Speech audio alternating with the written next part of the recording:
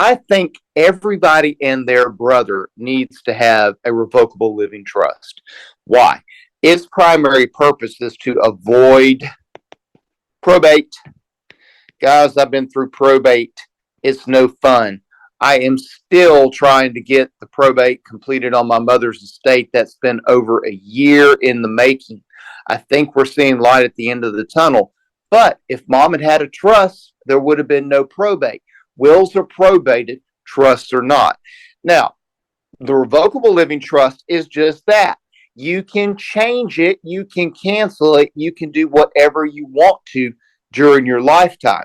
Now, you pass away, and that revocable trust becomes irrevocable, and your wishes, your control from the grave takes over and allocates your assets the way that you wanted them to do. Now, some people go ahead and they distribute the assets out. Those with significant assets, let's say a rental portfolio, might change this to an irrevocable trust and operate the rentals inside the trust for the benefits of their heirs, the beneficiaries. Now, with a revocable living trust, this is what we call a grantor trust.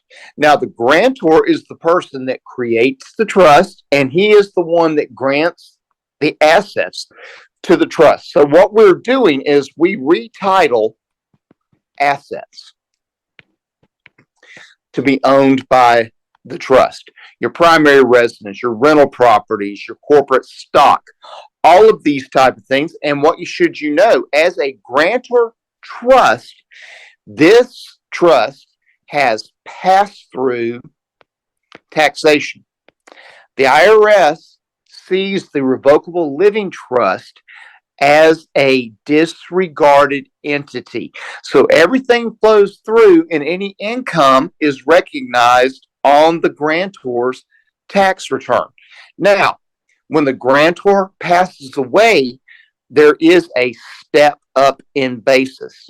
So when I inherited my mother's property, the law says I get a step up in basis to the current fair market value.